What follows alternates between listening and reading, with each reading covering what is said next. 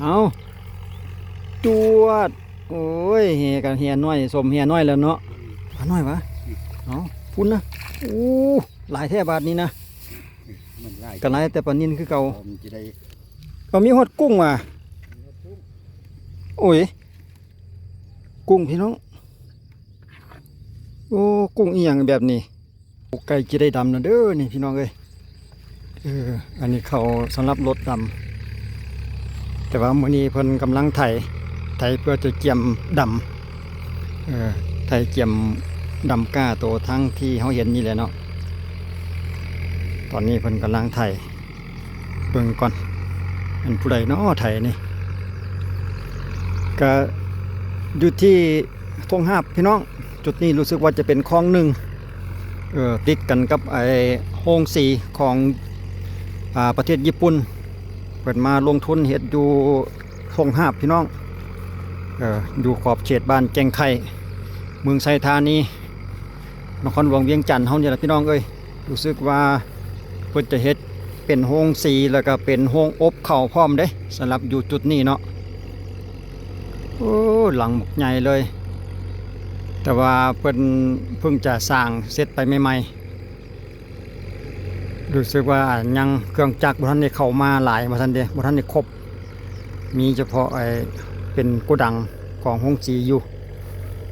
โอ้เบิ่งเพิ่นไทยลักษณะใดเนาะนี่เดี๋ยวให้เพิ่นอ้อมกลับมาใกล้ๆนี่จังเบิ่งก่อนว่าแม่นผู้ใดเนาะไทยอยู่ไกลเกินเดี๋ยวเฮาสิย่างลัดไปทางด้านนี้เลยโอ้นาแปลนดีทะละจุดนี้โอ้ห้อยเป็ดยำหญ้าจนตายหมดเนาะแสดงว่าห้อยเพิ่นไถไปได้หอบหนึ่งเลยได้นี่เพิ่นซ่อนคันไปแล้วมันจะไถกลับคืนบาดนี่เพิ่นจะไถปกคันหน้าไถวนออกแล้วก็เข้าไปวนเข้าไปเรื่อยฮะนะตามลักษณะการไถของเพิ่นแต่ว่าบ่มีน้ำเนาะเพิ่นคือบ่เอาน้ำลงธรรมดาน้ำคลองเพิ่นก็ปล่อยมาแล้วเด้หรือว่ามันไถยากบ่เราจังบ่เอาน้ำใส่บนหัวใจคิดว่าใส่น้ำสิไถง่ายกว่าบ่แม่นบ่พี่น้องอันนี้เพิ่นบ่เอาน้ำใส่ตอนน้ำเขตนี่สะดวกได้พี่น้องสังเกตเห็นเมื่อกี้เฮาเรียนก่ายน้ำคลองน้ำมากับน้ำก็เต็มคลองอยู่ได้ล่ะ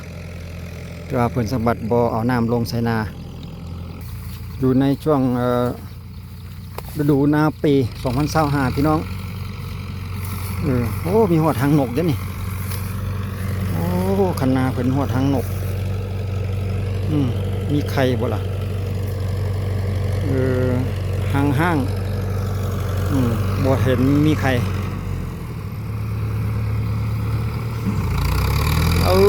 สงสัยเป็นไอ้ Power Tech คันเก่าหันมั่งนี่โอ้มื้อนี้พ่อเพิ่นลงมือเองเลยพี่น้องเอ้ยโอ้พ่อเพิ่นมามื้อนี้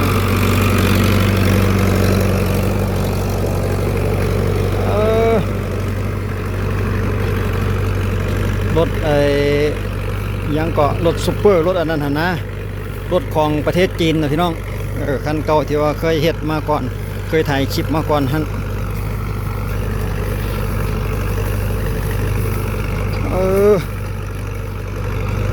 ถ่ายง่ายอยู่เนาะดินอ่อนๆโอ้คันมีน้ำก็สิง่ายกว่านี้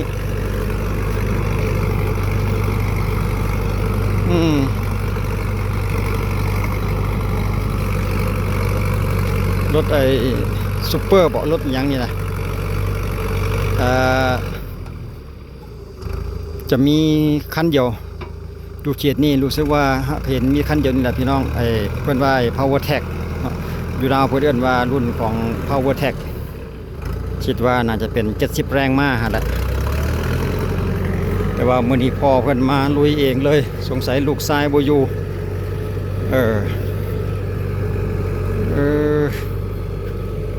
คนไทยลักษณะใดน้อนี่เบิ่งก็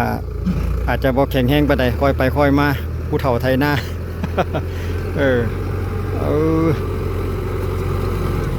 บ่มีการเก็บมุมดอกรุ่นนี่นะไถวนออกไปเลยหน้าเจ้าของเองหน้าจุดนี้นะหน้าของเพิ่นเองนั่นแหละพี่น้อง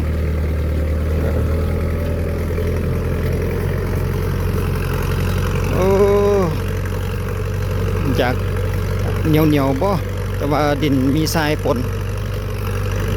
ถ้ามีน้ำนี่คือจิโอ้รั่วๆเลยแหละถ้ามีน้ำนะ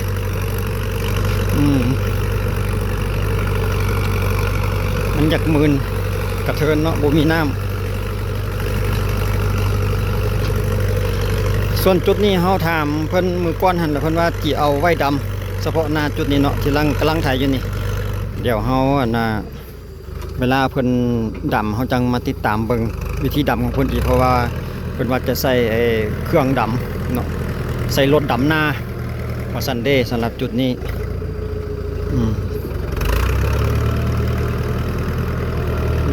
ไถจะมีอยู่6จานพี่น้อง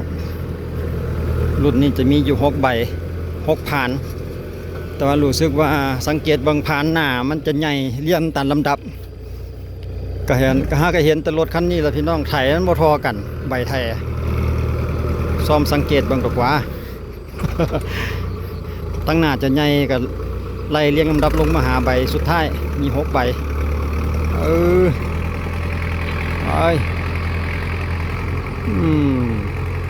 ได้เรื่องเสียแต่ว่าบ่มีน้ำเนาะโอ้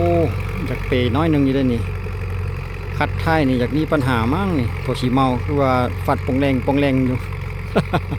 สงสัยมันอยากเหี่ยนแล้วฮะนะอยากให้เพิ่นวนมาแล้วจังเบิ่งทางนี้อีกทีนึงลักษณะการไถของเพิ่นคิดว่าน่าจะบ่มีการเก็บมุมเราสังเกตเห็นจะมีอยู่น้อยหนึ่งเนาะแบบว่าเพิ่นไถวนออกวนเข้ากลับคืนไปเลยจังซี่นะก็จะบ่ได้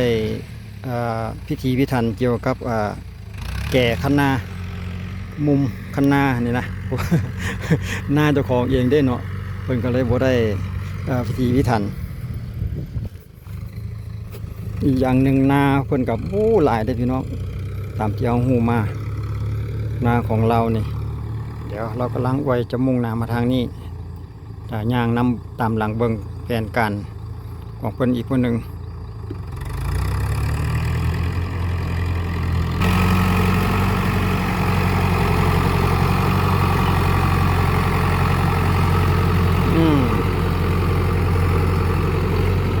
รถคันนี้นี่ว่าแต่ผู้ใดขึ้นก็บ่ได้ไวปานใด มาเจอพอเพิ่นแฮงไปแบบธรรมชาติเลยบ่ได้เร่งรีบเพราะว่าหน้าเจ้าของเองรถเจ้าของเองเนาะ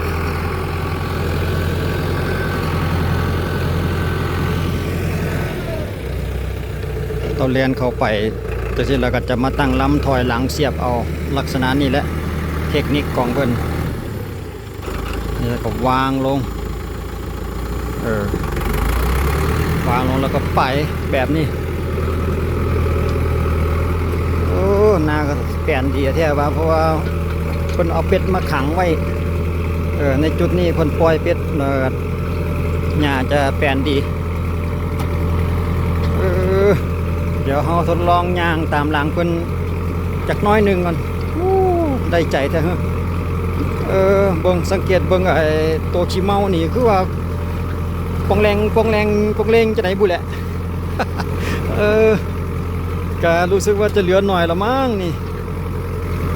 ลูกปืนแตกบ่หรือว่าจังใดหรือว่ามันตั้งเป็นลักษณะนี้บ่กะจีลักษณะว่ามันพอไปได้ก็ไปเลยแบบนั้นบ่มัน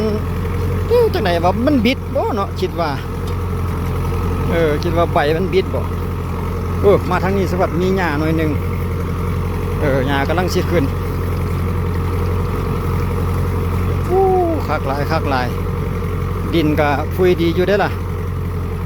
หรือว่าเรามักแบบดินฟุยมั้งจังปะน้ำให้มันแห้งเนี่ยเนาะจังปล่อยให้มันแห้งแล้วก็จังมาไถฮะนะปล่อยใบคัดไทยบิดอีดีอยากเหลือหน่อยแด่แล้วแต่ว่าเราก็ลักษณะว่ามันยังไปได้อยู่กับจิตไทยกับจิใส่ไปจนกว่ามันไถบ่ได้ผลมั้งจังจะได้เปลี่ยนใหม่คิดว่าเด้ใส่แบบคุ้มค่า LX 704สำหรับรุ่นนี้ใบดุดใบดันทั้งหนาก็บ่ได้สนใจบ่มีก็บ่เป็นหยังอาศัยแต่เวียกไทยเวียกปั่นรถคันนี้นะบ่ได้ไปยู่ไปดันอยู่ไสแล้วคักหลาย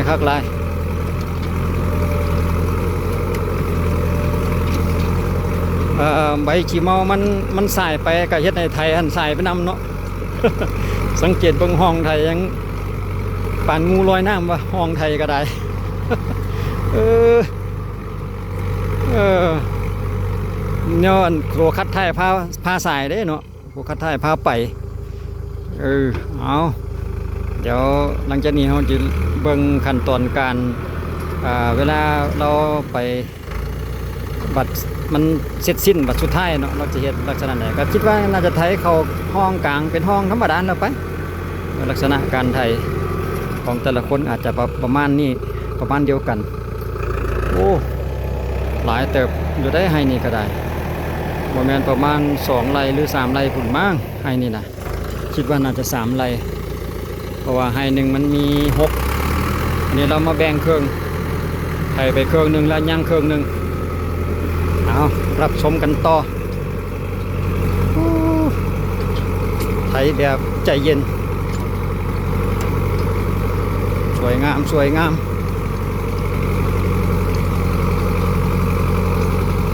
ก็อีกประมาณมือหนึ่งหรือ2 มื้อเพิ่นว่าเนาะว่าจังจะเอาน้ำเข้าแล้วก็ปั้นเพื่อที่จะเอารถมาดำว่าซั่นเด้เพราะว่ากล้าที่ว่าใส่กระแตะไว้ให้รู้สึกว่าจะยาวกล้าจะยาวแดแล้วว่าซั่นเด้ถึงเวลาดำแล้วเราจะเอาบรรยากาศการดำของเพิ่นมาให้รับชมอีกเทื่อนึงว่าจะเป็นเครื่องจักรดำรุ่นใดในช่วงระหว่างไถนาพอดีมาเจอกับพ่อตู้นี่เอาสิว่านแห่พี่น้อง เดี๋ยวเบิ่งอันเพิ่นว่านแห่ก่อนแป๊บนึงเป็นตาได้บ่ พุ่นยางวนอยู่พุ่นบัดใดเนาะจังสิว่านนี่เนาะเดี๋ยวเฮาจอบเบิ่งไกลๆตัวนี้ว่านแห่อยู่หนองนี่อยู่ใกล้ๆครับบนไถนานี่แหละเอา1 2 3ตวดลงไปติดตามผลงานโอ้วันนี้น้อยเนาะเดี๋ยวก็มีหดกุ้งว่ะโอ้ยกุ้งพี่น้องโอ้กุ้งอีหยังแบบนี้กุ้งอีหยังแล้วตัวกุ้งกุลาวะใส่ได้บ่ฮะได้อยู่เอาคือตัวน้อยแท้คือตัวน้อยแท้สันมันน้อยเห็นแต่ป่า ป่ามันรอดกระชังเลยโมเมนต์ป่าใหญ่เลยป่ามันรอดกระชังปลารอดกระสังเหรอมันรอดเอาไปกระชังนะเพื่อตายรอดกระชังมาเลยเจ้าว่านเอาไปเฮ็ดหยังเอาไปกินที่บ่กินนี่เลยคิดว่ามันง่ายบอนทอดแกมเหล้านี่แหละปัดโถ โอ้ยของแท้ตัวฉันทอดแกมเหล้านี่เนาะทอดแกมเหล้าได้ฮอดหอยพร้อมหอยเบาหอยโอ้มายังมาลงนานี่วะแม่นมาเบิ่งรถไถมาเล่นน้ำเพิ่นแหละบ่โอ้กุ้งเนาะแสดงว่าก็จีมีหลายตัวอยู่ได้นี่กุ้งนี่เนาะยังสิหวานอีกอยู่ติเอาลองมึงดูจะถือกุ้งบ่ เอาจวดโอ้ยเฮกันเฮียน้อยสมเฮียน้อยแล้วเนาะจวดตำตัวเฮ้ยตำอยู่ปลาน้อยวะเอาพุ่นนะโอ้หลายแท่บาทนี้นะกันหลายแต่ปลานิ่นคือเก่าจะได้ตอดแรงจะได้แกมเบียร์ดิโอ้ทูวานเพื่อแก้มเหล่าแก้มเบียร์ว่าซั่นเด้ชื่อไว้ได้แค่มองยาวไปหั่นน่ะวะว้ายว่าเป็นตาไปเล่นน้ำแต่ละก็มาแบบนี้กินเออ ซ้ำสิกินนี่พอแห้งเนาะฮักกะวันแต่2-3 บาทนี่ตัว 3 บาท ดิฮักกะวันแต่3 บาท บาทนี่เลยมาเลยแห่ก็บ่ได้ล้างสำนึง อืม รถปลามาแล้วดิ เออต้องได้ไปซอยเพิ่นอีกกันบ่ เป็นลูกน้องเขา โอ้โหเพิ่นมาก็ต้องได้ซอยเพิ่น เข้ามาหาน้อง เป็นผู้เฝ้าหนองมาซันเดย์เป็น เข้าไปให้ทำน้ำ เด้3 ล้านก็ดีแล้วตัวได้กินปลาพร้อมเนาะก็นั่งนอนเฝ้าหนอง ว่าโอ้กูมีอันกินวันแห้งแล้ว เฝ้าหยังก็เฝ้าสมบัติให้เพิ่น ขับจบบ้านเขา ได้เดือนหนึ่ง3 ล้านกีบว้ายได้หลายได้3 ล้านกีบนี่ก็กีบกับประมาณเงินไทยกับประมาณ 4,000 กว่าบาทพี่น้องประมาณ 4,800 หรืออันใดหนึงนี่แหละประมาณ 4,000 กว่าบาทต่อเดือนก็มีแต่อยู่เฝ้าเบิ่งไปซื่อๆดอกนอนเฝ้านั่งเฝ้าแล้ววะเวลามีเวียกก็ซอยเวียกเขาเล็กๆน้อยๆยามนายมาเกิดจวดเอาหยังเกาะหยังเกาะปลาใหญ่ติ ก็ปลา โอ้ยวานบนใดกับโบพลาดแสดงว่ามีทั่วหนองและปลาอยู่นี่เนาะโอ้ทอดนี่แซ่บด้วยเนาะทอดอันจืดเนาะ ทอดเอาแห้งเลยนี่ ทอดกรอบยำเมื่อโตเลยปลารุ่นนี้นะ ค่อยได้ใจเลยเพราะว่าเที่ยวกูบ่มี